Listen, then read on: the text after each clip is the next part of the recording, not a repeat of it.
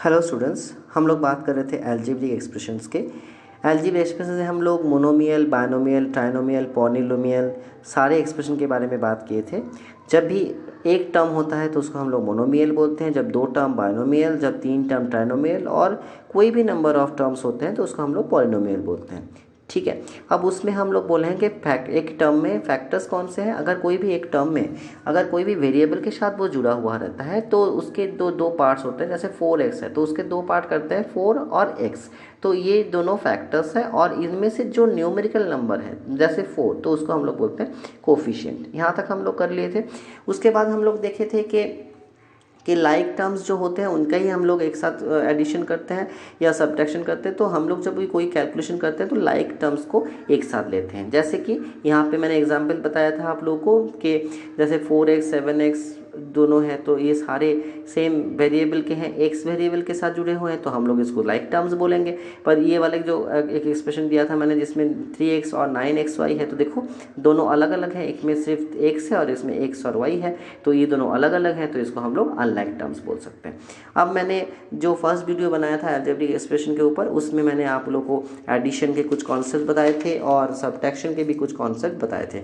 अब बारी आती है मल्टीप्लिकेशन की। तो यहाँ पे जैसे हम लोग देखे थे कि जब एडिशन या सब्ट्रैक्शन कर रहे थे तो सब लाइक वाले टर्म्स को ही हम लोग एक साथ लेके कैलकुलेशन कर रहे थे। पर इन मल्टीप्लिकेशन आप लाइक और अनलाइक दोनों को ही एक साथ देके मल्टीप्लिकेशन कर सकते हो। ये इसका खासियत है कि मल्टीप्लिकेशन टाइम में लाइक टर्म्स और अनलाइक टर्म्स सारे एक साथ मल्टीप्लाई हो जाते हैं।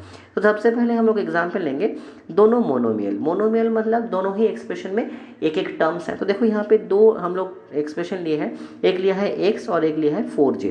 तो देखो दोनों केस में ही एक एक टर्म्स है तो दोनों एक्सप्रेशन ही मोनोमियल है। तो देखो हम लोग क्या लिख रहे हैं x इंटू 4z।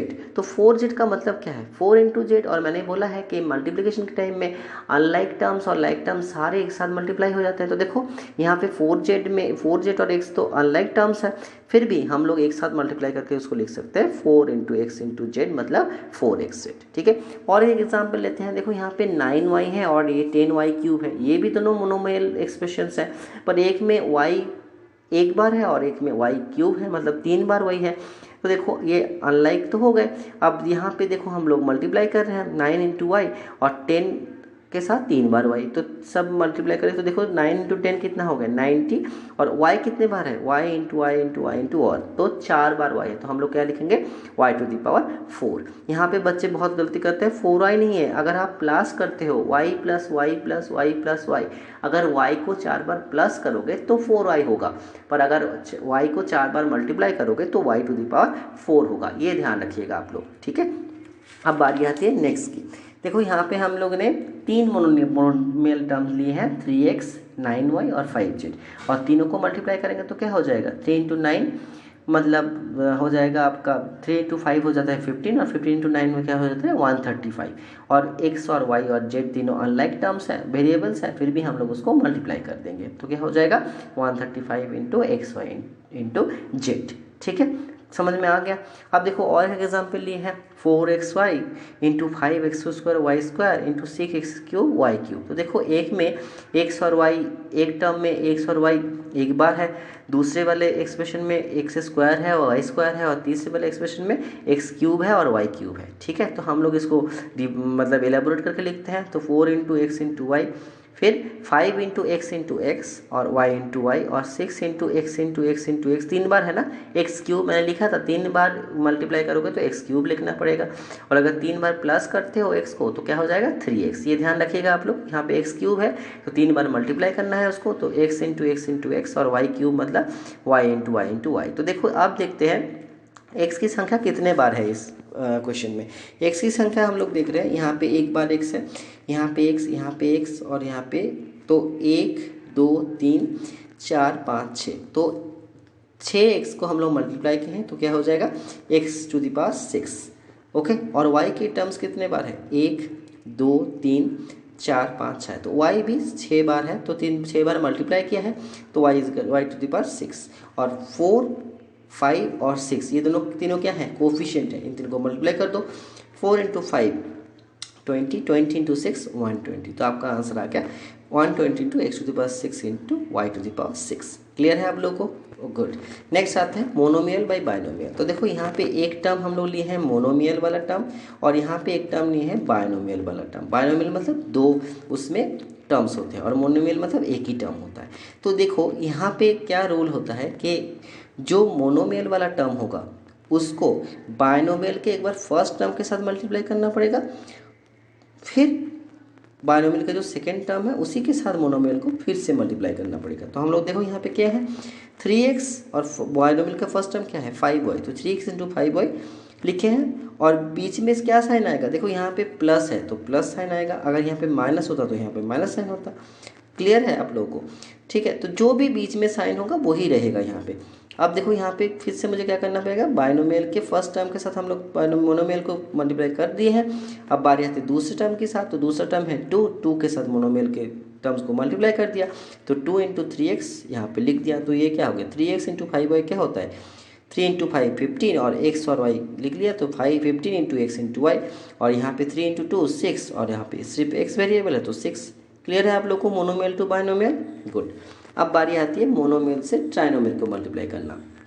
तो मोनोमियल मतलब एक टर्म वाले एक्सप्रेशन, और ट्राइनोमियल मतलब 3 टर्म होने। देखो एक first term, second term, 3 term, तो इसको हम लोग बोलेंगे ट्राइनोमियल। अब देखो क्या फॉर्मूला क्या होता है, जैसे हम लोग पिछले वाले में किए थे, मोनोमियल के साथ एक बार बायनोमियल के फर्स्ट टर्म को और एक बार सेकेंड टर्म को मल्टीप्लाई करना है। तो यहाँ पे भी एक बार क्या करेंगे, मोनोमियल के फर्स्ट टर्म के साथ ट्राइनोमियल के फर्स्ट टर्म को मल्टीप्लाई करेंगे, फिर ये वाले टर्म के साथ ट्राइनोमियल के सेकेंड टर्म को मल्टीप्लाई करेंगे, और मोनोमियल वाले टर्म के साथ ट्राइनोमियल के थर्ड वाले टर्म को मल्टीप्लाई करेंगे, और बीच में जो सिंबल रहेगा उसी को हम लोग लिखेंगे। यहाँ पे प्लस है तो हम लोग प्लस लिख रहे हैं, अगर माइनस रहता तो बीच में माइनस लिखते हैं।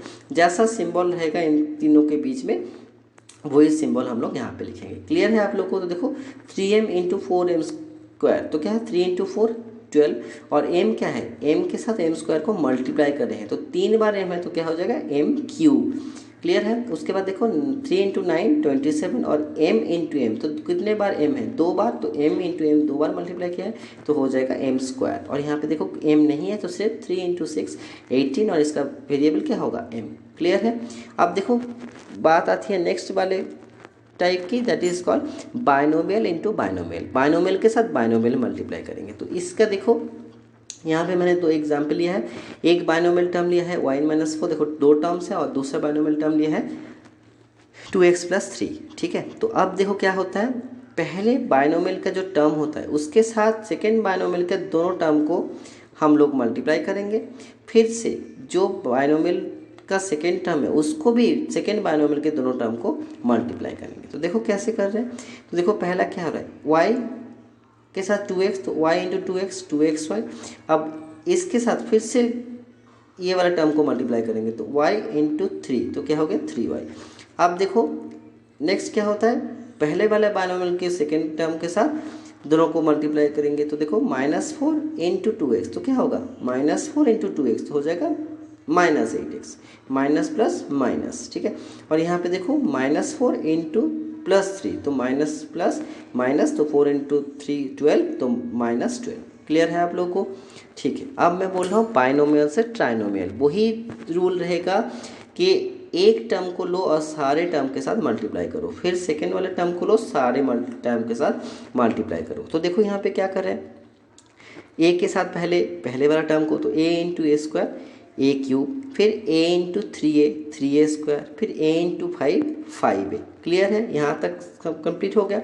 अब बारी आती है 7 के साथ, तो 7 into a 7 square, 7 into 3 21a, 7 into 5 35। सबके बीच में प्लस साइन है, कहीं पे भी माइनस साइन हो तो उस हिसाब से minus minus minus plus minus हो जाता है, या माइनस माइनस प्लस हो जाता है। ये चीज़ ध्यान रखिएगा। इस केस में कोई माइनस नहीं है तो कोई चिंता करने की ज़रूरत नहीं है। अब देखो हमारा a क्यूब वाला टर्म एक ही है, पर a स्क्वायर वाला टर्म 2 है, 3a स्क्वायर और 7 स्क्वायर, तो दोनों को प्लस करेंगे। तो यहाँ पे प्लस वाला साइन है इसलिए प्लस कर रहे हैं, अगर माइनस होता तो माइनस हो जाता। तो ये चीज़ ध्यान रखिएगा कि बीच में साइन कौन सा है। यहाँ पे प्लस है तो हम लोग प्लस कर रहे हैं, तो 3a स्क्वायर प्लस 7 स्क्वायर हो गया 10 स्क्वायर। यहाँ पे 5a और 21 है, तो 5 + 21 26, और a वेरिएबल है तो 26 है। देखो नंबर एक ही है 35 और कुछ नहीं है, तो हम लोग यहाँ पे 35 भी करेंगे। क्लियर है। तो ऐसे मल्टीप्लिकेशंस के क्वेश्चंस आपके एग्जाम में भी आते हैं। मेरे ख्याल से कॉन्सेप्ट आपका क्लियर है। अब आते हैं नेक्स्ट टॉपिक पे। नेक्स्ट टॉपिक है